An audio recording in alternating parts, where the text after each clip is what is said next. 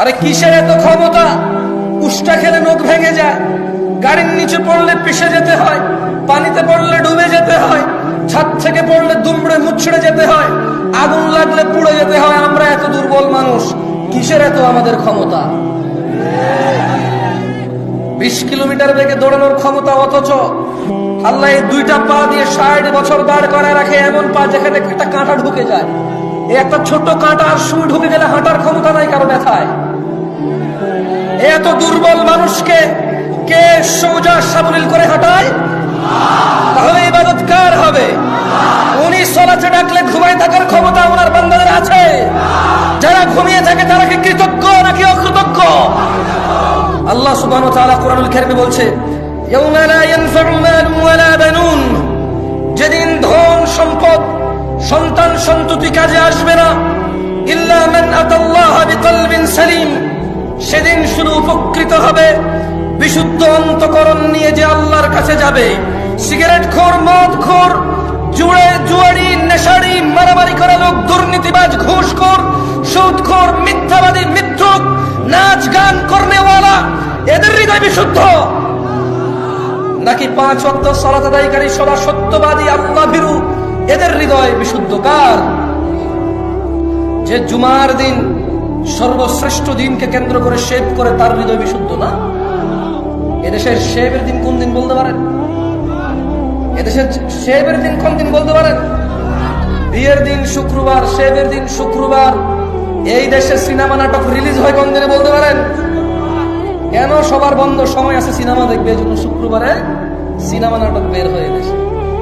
রমাদানের পর ঈদ আসে, ইবাদাহ, কুরবানি আসে, ইবাদাহ। ওরা জেনে গেছে, ইহুদি নাসারারা, মুনাফিকদের অনুসারীরা জেনে গেছে, এখানকার মুসলিমরা আল্লাহর পক্ষ থেকে দেওয়া আনন্দ, ঈদের আনন্দ, আল্লাহর ইবাদত সব পথে না থেকে সিনেমা নাটকে মজে উঠবে, মেতে উঠবে। তাই ওরা ঈদ কুরবানি কেন্দ্র করে ওরা সিনেমা নাটক বানায়। ওরা জানে সবার ছুটি, চাকরি নেই, বাকরি নেই, বেতন আছে। এমন সুযোগের সময় ওরা নিজ পিতামাতা নিজের কোরআনের অজ্ঞতা দূর করবে না, আলিফ বাতা বলতে পারে না তা শিখবে না, সালাতের রুকু, এই যে আহকাম হুকুমগুলো ওরা জানে না, তাসবিহ তাহলিলগুলো ওরা জানে না, ওরা শিখবে না, ওরা সিনেমা নাটক দেখবে। মুনাফিকদের অনুসারীরা জেনে গেছে যে আমরা নামে মুসলমান, সময় পেলেই সিনেমা দেখবো, সময় পেলেই নাটক দেখবো, এজন্য ওরা জানে কখন আমাদের বন্ধ, সে অনুযায়ী সিনেমা নাটক ওরা করে। এ হচ্ছে আমাদের ইমেজ মুনাফিকদের অনুসারীদের, শয়তানদের অনুসারীদের কাছে। ওরা জেনে গেছে আমরা কখন শেভ করি, ওরা জেনে গেছে আমরা কখন সিনেমা দেখি, সে অনুযায়ী ওরা আমাদের জন্য বানায়। আল্লাহ বলছেন, ইয়াউমা লা ইয়ানফাউ মালুন ওয়ালা বানুন, ও 5 সন্তানের পিতা, ও জজ ব্যারিস্টারের পিতা, ও এমপি মন্ত্রীর পিতা, ও ব্যবসায়ী ধনাঢ্য ধন সম্পদশালীর পিতা, ইয়াউমা লা ইয়ানফা, সেদিন কোন কাজে আসবে না, মালুন ওয়ালা বানুন, সম্পদ এবং সন্তান, ইল্লা মান আতাল্লাহা বিকলবিন সালিম, সেদিন শুধু উপকৃত হবে যে আল্লাহর কাছে একটা বিশুদ্ধ, সুন্দর, পরিষ্কার অন্তর নিয়ে হাজির হবে। ওয়াউজলিফাতিল জান্নাতু লিল মুত্তাকিন, আল্লাহ ভীরুদের জন্য জান্নাতকে নিকটবর্তী করা হবে। ওয়াবুররিজাতিল জাহিমু লিল গাওয়িন, ওয়াবুররিজাতিল জাহিমু লিল গাওয়িন, এবং পথ ভ্রষ্টদের জন্য জাহান্নামকে উন্মোচিত করা হবে। লা হাওলা ওয়ালা কুওয়াতা ইল্লা বিল্লাহ। গান বাজনা থেকে বিরত থাকো। ইয়া শিবাব, হে যুবকরা, আহলুল মুনাফিকদের ফাঁদে পা দিও না। তারা চায় তোমরা গান বাজনায় মেতে থাকো, অথচ আল্লাহ সুবহানাহু ওয়া তাআলা সূরা লুকমানে বলেন, ওয়া মিনান নাসি মান ইয়াশতারি লাহুল হাদীথ লিয়ুদিল্লা আন সাবিলিল্লাহি বিগাইরি ইলম ওয়া ইয়াত্তাখিযুহা হুজুয়া ওয়া ইয়াত্তাখিযুহা হুজুয়া উলাইকা লাহুম আযাবুম মুহিন। আর মানুষের মধ্যে কেউ কেউ আল্লাহর পথ থেকে বিচ্যুত করার জন্য অসার বাক্য কিনে নেয়, জ্ঞান ছাড়াই, এবং আল্লাহর দেখানো পথ নিয়ে ঠাট্টা বিরূপে মেতে ওঠে। তাদের জন্য রয়েছে অবমাননাকর শাস্তি। রাসূল সাল্লাল্লাহু আলাইহি সাল্লাম বলেন, আমার উম্মতের কিছু লোক মদের নাম পাল্টিয়ে তা পান করবে, তাদের সামনে গায়িকারা বিভিন্ন বাদ্যযন্ত্র সহকারে গান করবে, আল্লাহ তাআলা তাদের ভূগর্ভে বিলীন করে দিবেন এবং কিছুকে আকৃতি বিকৃত করে দেবেন। ইয়া শিবাব, গান বাজনা থেকে বিরত থাকো। আহলুল মুনাফিকরা চায় তোমরা তোমাদের সুন্দর জীবন ও যৌবন গান বাজনায় মেতে উঠে, গান বাজনায় ভুলে গিয়ে নিজেদের ভবিষ্যৎ, নিজেদের দিন, আখলাক, চরিত্র, নিজেদের জীবনের গুরুত্ব, যৌবন তোমরা বিসর্জন দাও। তারা চায় তারা যেভাবে নাচে সেভাবে নাচো, যেভাবে নাচায় সেভাবে নাচো। তোমরা তাদের অ্যালগরিদমে চলে আসো। তারা আজকে এই গান, কালকে ওই গান, আজকে এই সিনেমা, কালকে ওই সিনেমা, পরশু অমুক সিনেমা চলে আসছে, আসতেছে, আসবে, বানাইছে, বানাবে, বানাতে পারে। তোমাদের একটা চক্রের ভিতরে তারা রেখে দিয়েছে। ইয়া শিবাব, হে যুবকরা, আহলুল মুনাফিকদের ফাঁদে পা দিও না। তারা চায় তোমরা নেশায় মত্ত হয়ে তোমরা তোমাদের জীবনটাকে জাহান্নামের দিকে ঠেলে দাও। তারা চায় তোমরা নেশায় মত্ত হয়ে, নেশায় নিজেকে উজাড় করে দিয়ে, উৎসর্গ করে দিয়ে তারা চায় তোমরা জাহান্নামের নিকটবর্তী হয়ে, জাহান্নামের গভীরে গহ্বরে তোমরা বিলীন হয়ে যাও। তারা চায় তোমরা শয়তানের ফাঁদে পা দাও, তোমরা আল্লাহ দ্রোহিতায় মেতে ওঠো। তারা চায় তোমরা নেশা করে আল্লাহ ও তার রাসূলের দ্রোহিতায় মেতে ওঠো। অথচ আল্লাহ সুবহানাহু ওয়া তাআলা চায় তোমরা সফল হও, সফলতার দিকে আসো। তিনি সুবহানাহু ওয়া তাআলা বলেন, ইয়া আইয়ুহাল্লাযীনা আমানু, হে তোমরা যারা ঈমান এনেছো। কারা কারা আমরা ঈমান এনেছি রবের প্রতি? তাকবীর! ঈমান এনেছি কারা কারা? কার প্রতি ঈমান আনছি? তিনি আরশের মালিককে, বিচার দিবসের মালিককে, জান্নাত জাহান্নামের মালিককে, সুস্থতাকারীকে, রিজিক দাতাকে আমরা ওনার প্রতি ঈমান আনছি। তিনি বলছেন ইয়া আইয়ুহাল্লাযীনা আমানু। তাহলে আমাদেরকে বলছেন যারা আমরা ঈমান আনছি সবাইকে বলছেন যে বেঈমান, মুশরিক, কাফের ওকে বলেনি। তিনি সুবহানাহু ওয়া তাআলা আমাকে, আপনাকে, আমাদের, আমরা যারা ঈমান এনেছি ওদেরকে বলছেন যে ইন্নামাল খামরু ওয়াল মাইসির ওয়াল আনসাবু ওয়াল আজলামু রিজসুম মিন আমালিশ শাইতান ইয়া আইয়ুহাল্লাযীনা আমানু ফাজতানিবু। হে তোমরা যারা ঈমান এনেছো, নিশ্চয়ই মদ, জুয়া, মূর্তি পূজার বেদীয় ভাগ্য নির্ণয় করা তো কেবল ঘৃণার বস্তু, শয়তানের কাজ। ফাজতানিবু, তোমরা এটা থেকে বিরত থাকো, তোমরা এটা বর্জন করো। ফাজতানিবু লাআল্লাকুম তুফলিহুন, মদ, জুয়া এগুলো তোমরা বর্জন করো, লাআল্লাকুম তুফলিহুন, যাতে তোমরা সফল হও।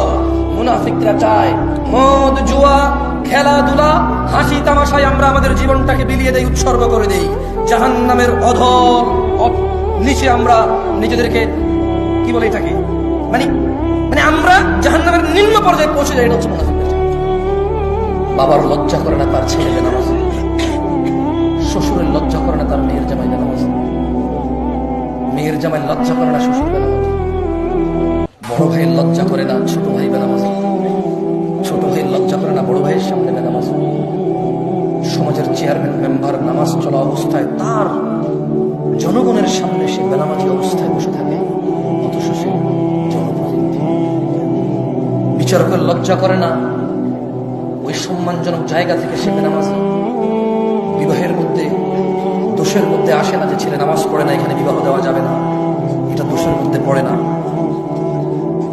এদেশে ব্যবসা বাণিজ্যের পার্টনারশিপ করার জন্য, চাকরি বাকরি করার জন্য সলাতি ছেলেকে গুরুত্ব দেওয়া হয় না, কারণ এদেশের মানুষ বলে বোরখার ভিতরে শয়তান বেশি, নামাজেরই বেশি।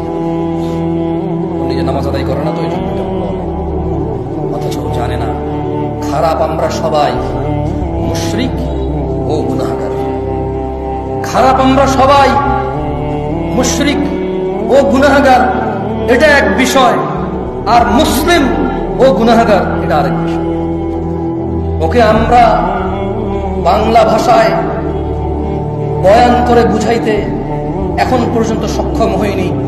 গুনাহগার মুসলমান আর গুনাহগার মুশরিক দুটার মধ্যে আসমান জমিনের পার্থক্য আছে। গুনাহগার মুসলমান আল্লাহ শাস্তি দিবে অথবা শাস্তি দিবে না, ক্ষমা করবে, কার ইচ্ছা? আল্লাহর ইচ্ছা। জান্নাতে যাবে, শাস্তি পেয়ে হলেও যাবে। আর বেঈমান গুনাহগার, কাফের গুনাহগার, মুশরিক গুনাহগার, ওর জান্নাতে যাওয়ার কোনো অবকাশ নেই। সালাত, নামাজ যে মধ্যখানের অন্তরায়, নামাজ যে মধ্যখানের অন্তরায়, এটা ওকে আমরা বুঝাইতে ব্যর্থ হয়েছি। ও সালাতকে সাপ্তাহিক অনুষ্ঠানে পরিণত করেছে। ও পাঁচতলা মসজিদ এজন্য করেছে কারণ জুমায় জায়গা দেওয়া যায় না, ফজরের জন্য করেনি। ধিক্কার এমন পরিকল্পনাকারীর উপর। আমি জামশেদ মজুমদার বলি, সেই মনি লজ্জা পাও তুমি। আমি ব্যক্তিগতভাবে বলি, লজ্জা পাওয়া উচিত তোমার। পাঁচতলা মসজিদ তুমি ফজর, জোহর, আসর, মাগরিব, ইশা 5 ওয়াক্ত নামাজের পরিকল্পনা করে করনি, শুধু জুমার নামাজকে পরিকল্পনা করে করেছো। তুমি সালাতুল জুমাকে সাপ্তাহিক অনুষ্ঠান রীতির আওয়াজে পরিণত করেছো। তুমি সালাতকে সপ্তাহের এক ওয়াক্তে গিয়ে ঠেকিয়েছো। সালাত মুসলমান ও কাফেরের মধ্যে পার্থক্য বুঝাইতে অক্ষম হয়েছে। মসজিদের সভাপতি তুমি নিজেই তো সালাত আদায়। সত্যি কথা বলেন, যারা নামাজ পড়েন নাই তারা তো পড়েন নাই, যারা নামাজ পড়েন তারা একটু হাত তোলেন তো, পড়েন সবসময়। আচ্ছা বলেন তো, টাইলস কি আপনার জন্য জরুরি নামাজ পড়ার জন্য? Fan, AC? যারা সালাত আদায় করে দরকার নাই, হইলে ভালো, গরম লাগে, ফ্যান চললে বাতাস লাগে, নাহলে ঘামা যাবে একটু। কার্পেট হলে ভালো, নাহলে ওই যে সিরামিক শক্ত অথবা ফ্লোর শক্ত, হাঁটু অথবা ওই যে পায়ের, এটাকে কি বলে ভাই, পায়ের যে জায়গাটার নাম, সরি টাকনু, তো টাকনু এই হাড্ডিটা নাহলে কালো হয়ে যাবে ফ্লোর, এই তো একটু ব্যথা লাগবে, দীর্ঘদিন নামাজ পড়লে আস্তে আস্তে কালো হয়ে যাবে এটা, ওই চাপ খেয়ে। এই তো কার্পেট দিলে একটু আরাম লাগে। সালাত আদায়কারী কি কার্পেটের অপেক্ষা করে, ফ্যানের অপেক্ষা করে? শীত গরম বুঝেও কার জন্য সুন্দর, কার জন্য এই সুন্দর সুন্দর মসজিদগুলো বানিয়ে রাখেন শুধু জুমার সালাত আদায়? মুসলিমদের টাকা অপচয় করা ছাড়া কিছু না। বানান, আল্লাহ তৌফিক দিকে একসময় ভরে যাবে ইনশাআল্লাহ, ভরে যাবে ইনশাআল্লাহ। কারণ দিন অনেকের কাছে স্পষ্ট এখন ভাষা। আমি এতটুকু বলতে পারি, আজকের দিনের মুরব্বীরা, আজকের দিনের যুবকদের অনেক ভুল দেখে। এগুলো হচ্ছে টেকনোলজিকে, মানে ওদেরকে দ্রুত করে দিচ্ছে, ওদেরকে কি করে দিছে, ফাস্ট করে দিচ্ছে।